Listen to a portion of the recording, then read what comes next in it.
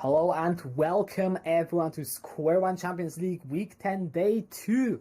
I'm back today, however this time I'm joined by Varys and our first match of the day will be between Fuzzy Esports and Glorious Gaming. It's a very interesting game we got today because especially with playoffs looming, both teams actually need this win really badly.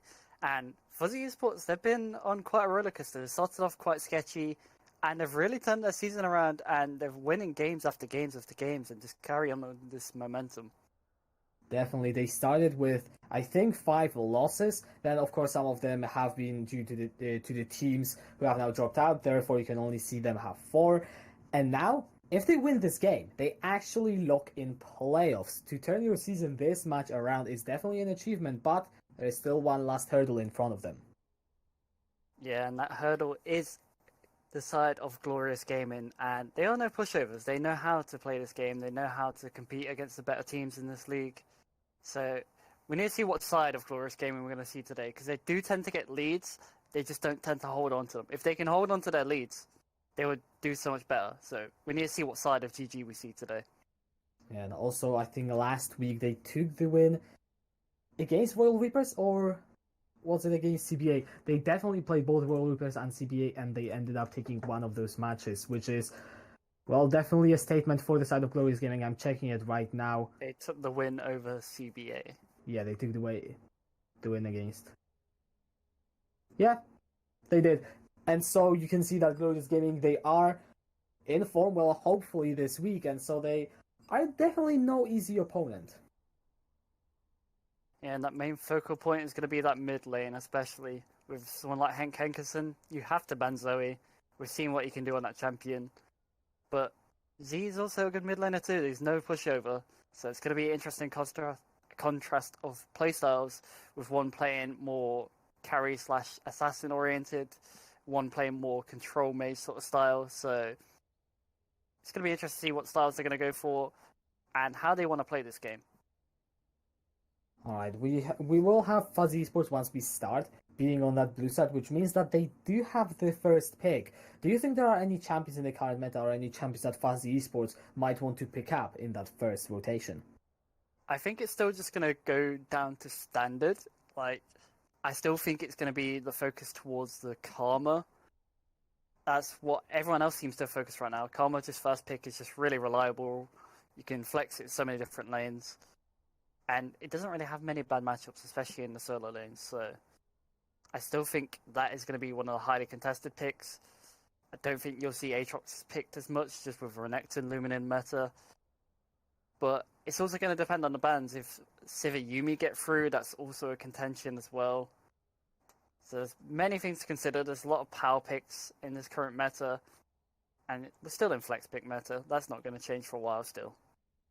Alright, interesting that you do mention the Karma, because I remember Perun, who looking at his profile, he has spammed quite a bit of it in top lane, so if it gets through the first pick, I would expect Glorious Gaming to just grab that for themselves, unless they have some other plans.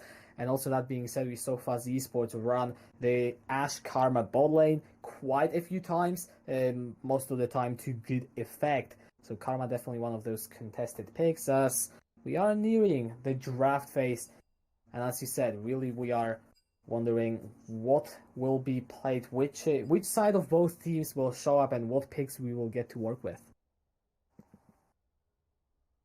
And we should be getting in just a second. We're just waiting to see if both sides are ready, and then we'll be straight into draft.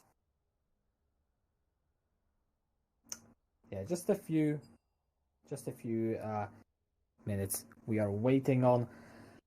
Alright, what else can we talk about? I mean, Hank Zoe, I think, is something always to keep in mind.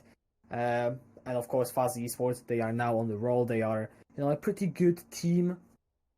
What else is there? I think the interesting thing is going to be top lane. Mm-hmm. We haven't really talked much about it, but you said Perun does favor this Karma. When he's not on a Karma, he does favor lane bully champions / split push champions, but that also falls into how Bumblebee plays his style on the side of Fuzzy Esports. He likes the Aatrox, he likes the GP, he likes the Akali. So I think you're falling into his playstyle if you're not drafting a really hard lane bully in that lane. So I think there's a lot what could actually happen up in that top lane. Alright, we're going into the picks and bans. The first two are going to be targeted towards jungle. Samus is a pretty big Hecarim player, not a one-trick, not a hard main or anything, but he does like the champion a lot. Then we see Nico targeted towards Hank, and, well, Zoe is open in the first phase. I am scared, but I'll see how the rest of pick and ban goes, because maybe there's an answer. This could be a big bait for all we know. They might already have their answer in mind, and they want Hank Hankerson to pick this Zoe. They might even bring out something like the Fizz. There's a lot what you can consider, and I think they're baiting it, honestly. Well, we'll see. Sivir and Silas are both going to be removed. The Bard is Havard. I don't want to talk about the Havards. There is the Karma. No real surprises, just the first pick. No surprise at all. I would expect a Yumi Kaiser reply, because it's just really reliable. Or just even Yumi being picked up in general. We do see Rakusho, he does like these enchanters. He's really good on his Morgana. He's good on just general enchanters in general. We could have Desire Khan instead. Or It's just also Xayah, another contention. or just Xayah on Whisper and some enchanter paired with it. I mean, Whisper is the kind of AD carry that plays pretty much any standard marksman that is in the meta, and Xayah is definitely one of his better performing champions. So you might just go for the Xayah and buffer up as much as possible. Rakan, though, also makes sense. It all depends whether GG want to go heavy for the engage, which seems to be the case. Now it's going to be the contention of what the reply we're going to see. Are they going to reply with bot lane now, or are they going to hold off on their picks? There's a few good things into Zyrakan, and there's one spicy pick, but I don't think it's going to come out, which is the Leona, as Purple Cookie's champion pool doesn't seem as big, whereas we're just going to force default. Going to have the Yumi and the Corki come through. So now a lot of, I feel like, scaling, playing around the marksman with the enchanters is what Fuzzy Esports are building around. You've got the Karma, Yumi, Corki. You are most likely also going to get another marksman in that AD carry position. So Fuzzy Esports already may be aiming towards that late game. We'll see what kind of identity do Glorious Gaming commit to. That's an Akali locked in. We do have the Karma is guaranteed in top lane now. We know that with the Corki and the Yumi being picked in. So Akali's going to be either into Karma or mid lane. You prefer it not into Karma because she can reveal Akali with a True Sight on her W. Can be really annoying, and just you don't want to get poked out of lane for free. So I expect the Akali 100% to go mid, and we see the Karma go top tier. Alright, the bans now we see Ezreal being taken off. I feel like now Glorious Gaming, they are trying to restrict Kala's champion pool. Something else that he's played a lot that you might want to have your eyes on is that Ashe, which he had a lot of success as a utility carry on. Vi being taken off from Samus. They are really targeting those gang-heavy junglers, trying to make sure that the jungler of Glorious Gaming doesn't have as much impact as maybe he'd like to. I think that's a wise decision, because we've seen what Samus can do, and he's a very proactive player. He likes to get stuff done in the early game. He likes to do this heavy ganking play style. So we could even see his OG Camille come out. Never mind. They heard me. They heard me straight away. I mean, what are you going to do? Not a lot is the answer. As Vexar was also being banned from Hopper, another jungler that he can play. Now, Xin Zhao, I haven't seen that one in a while. He is actually really good right now, and it does fit Samus's playstyle, but we talked about Hover, we got debated, and it's a Rammus lock-in. Right, the front line, the heavy ganks. What more can you want if you have an Akali? I really want to see how Samus plays it. Now, was it Samus? Because I did pick up... Yes, Samus did play one game of Rammus in SQ1 Champions League already on a VOD. Not quite sure who against. But now this Trundle is open. And if you have a hyper tank on an enemy team, just lock in Trundle. You take away his stats. As true as that is, having already a primary engage for Rammus, it helps so much. Because you've got that Rakan, you can actually just be such a nuisance in these team fights. and just open up Akali to do whatever she wants. And she's got so many options to do that. Now, look at the side of Fuzzy Esports. Is it going to be a Karma bot lane? I already think it is. I think we may have got big debated, or we could actually have the Corki bot lane, as we've seen that in pro play currently a lot more. The Corki can be sent to that bot lane, and we've got the Aurelia locked in. Alright, I like the Corki bot lane idea. I absolutely don't know where anyone will go. I mean, sorry, I know Trundle is jungle, that's for sure. Yumi is support. For Fuzzy Esports, the side of Glorious Gaming, they've got a pretty straightforward composition as well. So maybe we will talk about them first, because what I see on Glorious Gaming is a team comp that wants to run at you and annihilate you. You could also argue that with the side of Fuzzy Esports. They have That's a Karma, they have an Aatrox, they have a Yumi, they just want to run you down, and powering up something like an Aatrox, like Yumi Aatrox, is really, really obnoxious. He's already got healing in his kit, and with someone adding healing on top of him, it makes him even harder to kill in team fights. If you don't have that Grievous Wounds, he isn't going to die. Yeah, that I can definitely see that. So let's maybe take this game matchup by matchup. Which one of those do you think is going to be the most exciting? See, my instincts want to say top lane, but I already know with so many teams in this league do not like to play around top lane. So I'm straight up going to say mid lane, because we have a TP coming through with Aatrox, whereas Akali has Ignite. So we have one wanting to be far more aggressive than the other by taking Ignite. I would like to see what rune obviously Aatrox has. I'd like to see if he goes Electrocute, because I think it's more consistent into a matchup where you can't keep Conqueror up as easily. Alright then. Well, we'll of course see in about 2 minutes. You guys can vote in the chat who you think is going to win. And in the meantime, I mentioned how the composition of Glorious Gaming wants to run you down, and yes, it is very similar on the side of Fuzzy Esports. However, what I feel like is different is the amount of snowball potential that you have in every single lane of Glorious Gaming, because Irelia, Kali, and Zaya, all three of them are potential snowball targets, whereas I'm not entirely sure how hard Karma is going to snowball. And that's a very good statement, because so when I used to play for a team, we used to draft Aurelia and Kali all the time because they both cause so much distraction in team fights. And with just having so much pressure that Aurelia could dive to your AD carry, or Akali can dive to your AD carry, it just makes it so hard to actually navigate team fights. And they're both assassins. They both can burst any target together. It's really easy for them to do so. So drafting them together, it's just always such a solid thing because they can play either lane. However, also you mentioned the backline, the AD carry, and this is where I feel like there is some pressure on Glorious Gaming to actually get a lead.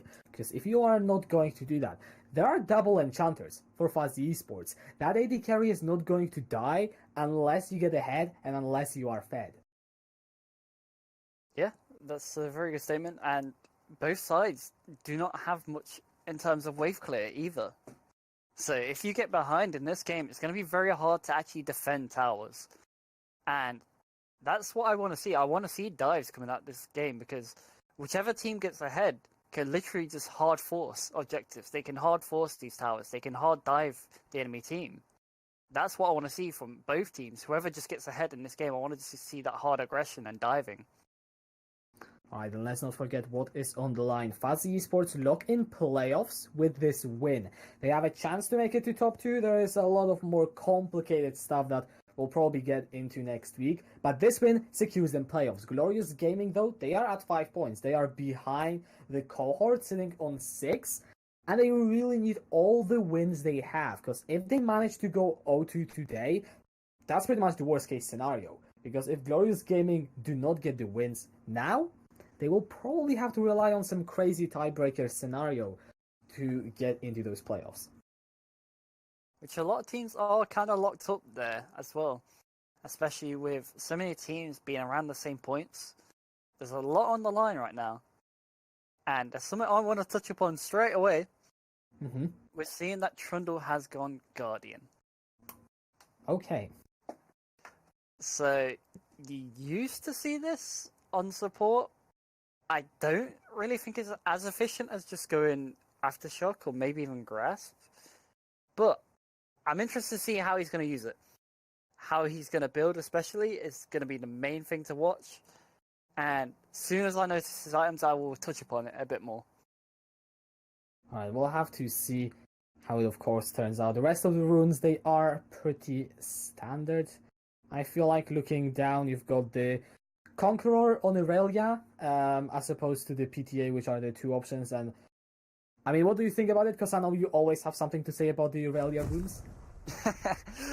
She just went standard. She just went Conqueror into Inspiration.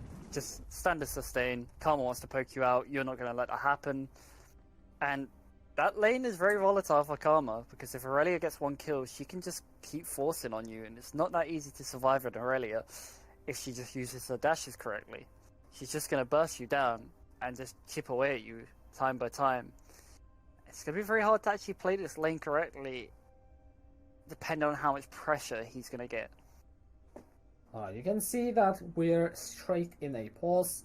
Things happen, one of the players is lagging, we are going to wait, but I think the R's are coming through in the chat, so we might be hopping back anytime soon, hopefully, because we actually have been talking quite a lot without any of the gameplay. And yeah, you know, there's only so much you can talk about when you don't see the champions play. So if we're boring you with our voices, you're going to hear a lot of it today. I mean, just having quite a few delays in this one. Yeah, at the very least 2 games. The next game will also be Glorious Gaming against CBA. So we are going to follow GG, as you know, they are hoping to pick up those points towards the playoffs, get themselves up there, as we are finally going straight into the Rift. And my call is nothing happens for the first 2 minutes, because why would anyone invade? Yeah, I don't think either team's going to invade here at all. It's just going to be a standard 5-point, if anything. Yumi's forgot items, so Yumi's going straight back to base. Nothing's going to happen. I don't even think any team's even going to go down for Vision either. Just a standard 5-point. Maybe we'll see some later invades just to place that ward around the Raptors. It usually makes sense if you want to be tracking the enemy jungler. And that of course depends on the team and whether they see it as a priority. And if it happens, we still have to wait about 20 more seconds. Also with this game, I really don't expect much to happen till people start hitting the level 6 mark. And I don't mean junglers, I mean laners. Because a lot of these laners can just go ham as soon as they hit level 6. And especially the likes of GG, I think they have a more volatile level 6 in all 3 lanes. You've got an Aurelia who can hard force. You've got a Kali with Ignite especially. And then obviously Zyra Khan, that's just a hyper aggression lane anyway, so. Alright, we see both junglers, they start on the red buffs while Esports snacking a ward, so they will see Samus if he goes for the Raptors. And now, you say that there shouldn't be too much action, but is there any potential for junglers to look for the ganks before level 6, and mostly probably Samus with that power ball? Yeah, definitely, and we see him starting red buff. He doesn't really want to tangle with his Trundle. Both junglers are just going to be jungling away from each other, although the Trundle does want to interact with Rammus. Rammus does not want to interact with him, so you're going to see him jungling away from him. Kind of standard, not really much is going to come out in terms of that. Alright, in terms of the push, the lanes are about in the middle. You see Whisper and Rokusho pushing in. They're gonna get that level 2 first. I'm interested to see if Rokusho goes for the grand entrance. Actually, it's a turret shot, so not necessarily the trade that you want to take. And not really a trade he was looking for. See big trades coming through in the mid lane, and Aatrox didn't opt for the Ignite, he went for Conqueror. I really don't like this just for the fact that it's really hard to keep Conqueror up against someone like a Kali, because you can just wait till it's gone down and re-engage back on you. That's why I do prefer the Electrocute, especially into squishy matchups. You're able to bully a lot harder and just cause so much pressure. Meanwhile, off screen, I believe Sam is flashing for the gank and for Z's flash as well. Aatrox is flashless, therefore Hank Hankerson, he's got a much more relaxed laning phase for the next 5 minutes. Especially with how much he just chunked him out not long ago. That's just going to relieve any more pressure. Aatrox has to be more careful just because he doesn't have flash now.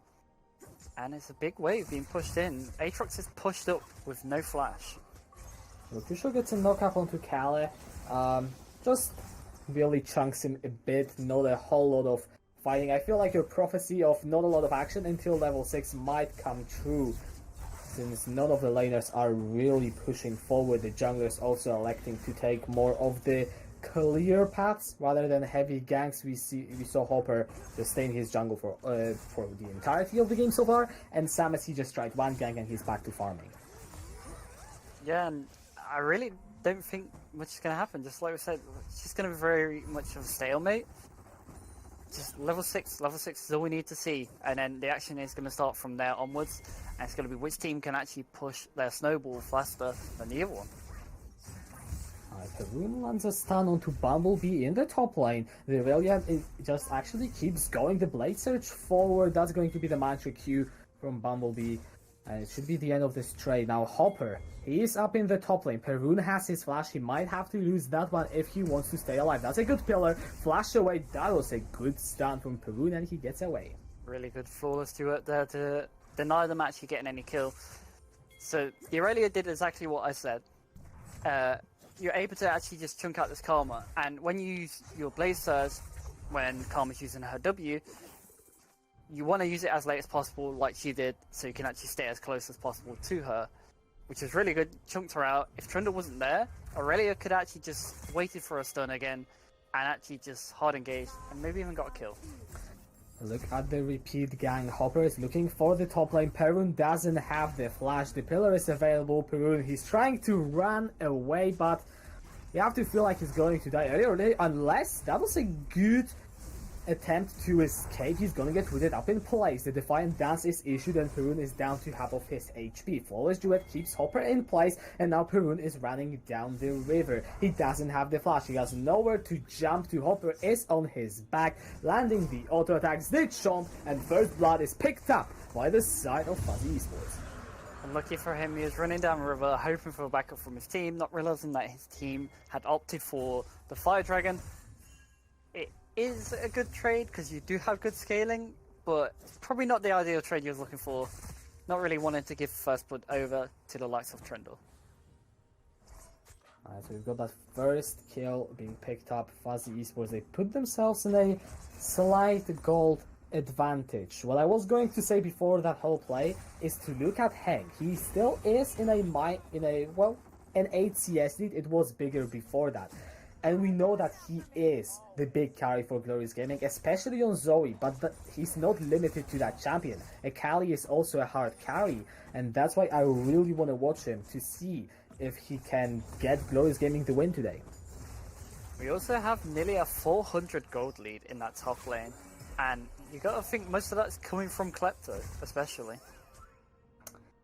Yeah, that rune is really annoying when it comes to trying to generate any gold lead or get ahead of your opponent, since Bumblebee is going to be getting a lot of gold, and you can already see that by that figure. Now, that Infernal Dragon pickup, it was a good play for Glorious Gaming. They do respawn in the bot lane, and they are already ahead in objectives, and this is going to be much more impactful the later they go into the game. Yeah, just, if the next one's also an Infernal, it's just going to help them even that more if they can secure a second. I don't know what the next one is currently, but when we find out, Ocean. It's the Ocean. All right. So it's just going to be playing around what they can get with this Infernal. Can they push any leads? Can they get any kills? I do actually feel sorry for top laners in SQ1 having to go against the likes of like Karma and Nico all the time. Not fun to play against these sort of laners, especially when you want to play something fun like Aurelia or Aatrox. But it is what it is. Yeah, when something's strong, you got to play it. Yeah, I mean, you can't blame anyone for picking a good champion and trying to use it to win. Perun is able to get himself ahead in CS, actually, in that matchup, which I guess is good. It's just a bit annoying that he can't get ahead because of the Klepto, but, you know, it happens. But there's always that constant pressure, like I said, of Aurelia being able to just hard all in this matchup.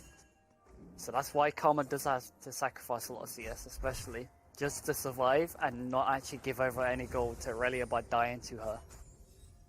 And Samus is sticking around that top side. You can see some early control wards being in the top side jungle. Not really too deep, not too extensive of a vision being set up by Glorious Gaming, but Samus is sticking there. He's threatening Bumblebee to dive him, and well, if a Rammus goes underneath the turret and you've got all the setup possible, then that is going to be one that Karma's Hank and Samus, they might be trapped in the jungle. Hank goes into the shroud, actually hops out, and he's going to be fine. You can see Samus is trying to follow this Trundle wherever he goes right now. He's trying to deny him any ganks right now to stop the snowball. You can see Trundle really wants to focus this top lane, especially that he's took Red Smite. Aurelia is the best target for that, and you can shut her down really well and even brawl with her because of this. There's still no flash available for Perun. He throws down the Vanguard's Edge. The snow is enough to get away. Fuzzy Esports, they are really committing so many of their resources, and especially Hopper, towards that top lane. I think he ganked Perun already 3 times, and we're gonna see if it will be worth it in the end. It's all going to be dependent on what they're going to do with it, because right now, not a lot is happening. There's not really much they can actually push with this. I think there should be a lot more pressure put towards this bot lane. Oh, look at Khaled. He found Samus in the jungle. That's the package, and Khaled gets the kill onto the opposing jungler. Hank joins from the mid lane. The shuriken flip falls short. Khaled gets the kill and gets out. And Akali actually will lose her perfect execution there too, because she used that to jump onto the Corki, and nothing comes of it. Now Perun, he's trying to get that all in onto Bumblebee. Down to 300, however, Hopper is nearby, and so you have to hold yourself if you are the Aurelia. The only reason actually that stopped there is Aurelia's Blade Surge was actually on cooldown. She didn't get the reset. If she got the reset, I believe she just would have killed the Karma there. So that's the only reason that play got stopped. Alright, well, next time maybe Perun will be able to succeed and get himself some gold in his pocket and actually pick up the first kill for the side of Glorious Gaming, because we are saying that not a lot is happening. However, the side of Fuzzy Esports have managed to accumulate 1.5k of a gold lead. I would assume a bit of it is due to that kleptomancy, but that's still gold you are ahead by, and it cannot be underestimated. I think you're actually really happy if you're the side of GG to actually just scale in this, because the later this gets, it's going to be a lot harder to pull off the likes of Karma Aatrox compared to Akali Aurelia later in the game. Well, now we get a fight around the dragon. It's going to be the main focus of Glorious Gaming. They are trying to turn it around. Hopper is in the pit. The dragon goes to the side of Fuzzy Esports. They get the first kill onto Samus. Perun is trying to kite around. No ultimate just yet. No flash either. And Kala and Z are going to get him. That's a double for the Aatrox. Fuzzy Esports pick up the dragon. The third kill goes over as Whisper falls to the prowling projectile. Bumblebee is going to be the target. Hank falls down. That's a triple for Z, and Fuzzy Esports, they nearly aced the side of Glorious Gaming at 11.5 minutes. This is disaster for the side of GG. They looked for a cheeky dragon, and the side of Fuzzy Esports wasn't having it. They weren't having none of it. The Corki was on the flank. Aurelia actually wasn't able to get anything on the Corki, so the Corki was just there, free hitting on her. Aatrox getting his resets for free in that match, and right now, Fuzzy Esports are snowballing their lead. They're doing what they need to with the gold they've earned. And this is absolutely massive. I know you said that. That's a 5,000 gold lead at 12 minutes. 3 of these kills go over to Z. And we know what an Aatrox does when ahead. Together with a Yuumi, together with a Karma. The composition, what you said in Champions Select, that Fuzzy Esports can run Glorious Gaming over. I think we might be seeing exactly that.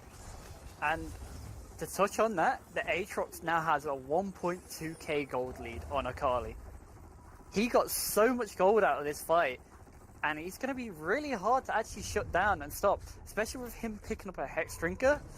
It's going to be so much harder to assassinate this Aatrox. Also, Kale hits the Triforce up. Well, it is about the right timing. The Black Cleaver is fully completed. All the item spikes are now hit by Fuzzy Esports, and we already said 1,000 times what this game means to them after a bad start to the season. This win locks Fuzzy Esports into playoffs, and now they are truly looking like a top team in SQ1. Yeah, and with the item spikes coming out now, you're just going to see far more aggression come out from them because they know they're in the driver's seat. They know they have the aggression to actually be able to do this. And we'll see where exactly do they push. They don't have any towers yet. One more plating remaining on the mid lane tower, full plates on all the side lane towers. The next dragon is going to be Infernal. Massive for both the teams. Glorious Gaming, their possible hope to pull back in as now engaged. Coming through in the volley, final chapter is issued as the Featherstorm from Whisper. He still has the flash, is going to use it to escape. Rokusho throws down the quickness, he's going to dodge away. The Glorious Gaming volley lose a lot of health, lose a lot of cooldowns, but they will be able to survive at the end of the day. Action's not over yet. Still some going down in top lane, but it looks like it's cooled off as Rammus starts walking away. And Bumblebee had to burn his flash now in the ball lane, though the re-engage between the towers. Fancy Esports bump up their kill score to 9. I think it's just such an overstay by the side of GG. Like, you used everything you have already to save yourself there on the first engage. You have to leave this tower. You have to go base. There's nothing you can do here staying here. Instead, you're just handing over kills. And no other way to put it, really. The Herald is up, which I would assume is the next objective that the side of Fuzz Esports might be having their eyes set on. They take the 2 towers less than a minute after I said they have none. The gold ED is expanded to 7.5k at 15 minutes. It's hard to call this anything but a storm. However, now Bumblebee, he's going to get torn up. Glorious Gaming, they are looking for their first kill, and Perun is gonna secure it. Just gotta take small victories at this point. You just gotta get what you can, and don't think much will come off this in mid lane, but getting that kill in top lane certainly helps. You just need to pick up kills where you can, get these picks, and Samus is still trying to make these happen. And it's good to see if you are a Glorious Gaming fan, because they aren't giving up. They might be down, they might be struggling, they might not have a real chance in a 5 versus 5 fight, but they are still looking for the picks, and I think Whisper is about to become one. The package, the pillar, Z's on a rampage there. There was really no way that Zaya survives this. And this is the worst time to be dying, because in 30 seconds, we have an Infernal Drake. They're already looking at the Rift Herald, they should be getting this for free, and now it's just going to be hard to actually contest this Infernal Drake, especially with how far you're behind. Getting picked at that point is not going to help your team. Definitely not. You have the Triforce and the BF Sword on Kale. Compare that to... sorry, just the Essence Reaver for Whisper. At least Gunblade is completed for Hank, but there is now a bit of magic resist being stacked up. Glorious Gaming actually get their position. They go 5 members. They really want to get this Inferno. We'll see if they can get it. Trying to rush it down as fast as they can, but they're not going to get it for free by the looks of it. Well, they do get the dragon. Now they are looking for the fight. That was a good Vanguard stretch, and Hopper is in the front line. Ignite is taking him down. Hank looking for the kill. Is he gonna get it? The answer is no. Samus is low in the backline. Hank flashes forward, but he overextends. That's a shutdown. It's a 1-for-1 trade. Perun picks up Z, and Khaled does get the kill onto Hank. The Featherstorm is going to be used. Feathers are pulled back in. Whisper secures the route. Bumblebee still on the chase. That was actually a good trade for Glorious Gaming. They get the trade and make it 1-for-1. This was perfect case scenario for GG, being able to actually get the second Infernal on your team, what can scale really well.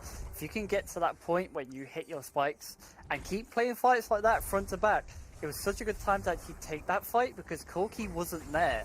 Corki was in base with Yumi, so it was 2 members missing off the map, and they pulled the trigger as soon as they got that dragon, and it was just such a good thing to do there.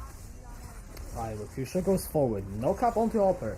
The Trundle is very tanky. Oh, okay. Well, Whisper just gets blown up. Kale is on a rampage. The pillar just pinned him in place. Yeah, Corki gets quite scary when he gets ahead. And we've just seen why. We've seen his damage come through. And it's going to get worse. He is sitting on a lot of gold as it is. He's sitting on 1.4k gold. That is a very ambitious herald. I was gonna say, there's no way it doesn't get interrupted. Perun uses the flawless duet. Now, how much can Fuzz Esports get out of it? They get a first kill already onto Hank. They are pushing forward. Cal on the front end flashes in, is unstoppable with the kill onto Rakusho. He's still underneath the turret. Samus, the powerball forward. Kale is out of mana, stunned up with the flawless duet. He's still alive until now. That's a shutdown being picked up by the Ramis. And that makes it a 2-for-1 in favor of Fuzz Esports. Although it's a 2-for-1, I still think it's really good for the side of GT. It's getting them picks, it's getting that gold back for you. Sure, you're going to lose this tower, but right now you need to claw back at whatever you can get. You need to grab whatever gold you can get, and getting a shutdown onto your team is really going to help get to that point. There's still a big gold lead to the side of Fuzzy Esports, but it doesn't mean that the game's over. Definitely does not. I always like to say, as long as your inhib towers are standing, you still have a realistic chance of coming back in the game. Of course, once the Baron spawns and, well, Fuzz Esports are likely going to secure it, then it's going to become more difficult. But now, we have a fight. Whisper already without ultimate, without health. He still has the flash, but he's going to have to get out. Sam is trying to run away. He's going to be the sacrificial lamb. And that is the kill going over to Kale. 6-1 and 8 on the Corki. And Glorious Gaming yet again find themselves without a member. And we have the Infinity Edge on Corki now. We already seen him hit hard before that item, and now look at him. Perun throws down the Vanguard Edge. That's a nice triple knockup, but there just is no damage. Hank is blown to pieces. Rokusho has to battle dance away to safety. And Fuzz Esports just secure another tower. They might be pushing for at least the inhib towers. I think they can, with how much item difference they have, and just the damage they're able to put out right now. They don't really have anything to worry about. Purple Cookie on a killing spree. Whisper goes down to the Prowling projectile. That's a double for the Yumi. 4-0 and 13. Samus is sticking on the front line. Fuzz Esports, they are looking to push forward. They want to secure the playoffs. Samus has to get away, but there is not enough movement on that Ramis. Kale gets the kill now. Hank, he's going to pick up the shutdown. That's one over to the side of Glorious Gaming. Hank goes forward. He's on to Hopper. He wants to get in the damage. The 5-point strikes are not enough. Perun is smacked down by Z's blade. And now Hank, he's going to get slowed by the pillar. Throws down the assassin, the shuriken flip, I should say. It's a double. Z's looking for the triple. Rakusho, he just cannot do a damn thing. Perun has left the game. It's a triple for the Aatrox, and you know it's over. GGFF, Fuzzy Esports secure the playoffs. You know there's not much you can do where you're fighting in your base, and you're still just getting stomped in your base. It's just too much of a goal difference to actually come back from. I didn't want to just stay one-sided and just be like, yeah, there's not really much GG can do, but it got to a point where they were just walking about in the base doing what they wanted, and with an Aatrox just not dying, being able to put out that damage, it's not going to be fun for you. Definitely not, and really props to Fuzzy Esports. That fight in the mid-game around the dragon, it pretty much won them the game there and then. The only way in which Glorious Gaming would come back is if they had some immaculate team fighting and got, well, at least 5 of them. And it just didn't happen. And we see the damage as well come through. You see the damage coming out from Corki and Aatrox this game. And when, like I said at the start, if you're able to empower this Aatrox, which they did, he's so hard to actually put down. And they wasn't able to put him down, and he was able just to keep these fights going and just sustain any damage coming through. Yeah, and you see how Fuzz Esports, they have shown today that they are a team that doesn't necessarily have to have one carry. They can play around multiple lanes, and their fighting is good. Their mid-game team fights, what we saw around the Dragon, is what they have proven to us today. And it's really good for them. It's good to see them. The lowest they can now finish is 6th, which, you know, means they secure the playoffs. That is what it means. And we are going to be seeing them. Now, for Glorious Gaming, I feel like they need to work on quite a few things, because they have only 2 more matches left, and they're still on 5 points. They probably need to win both of those if they want to have a good chance of finishing top 6. They definitely do, as they're going to need to recuperate themselves for their second game, especially against a team like CBA. They really need to make sure they bring their A game, because it's not going to be an easy game for them, and they're going to need to actually take a win if they can. Alright, and for that, catch us as we are going to take a break, and we'll see you then for GG versus CBA.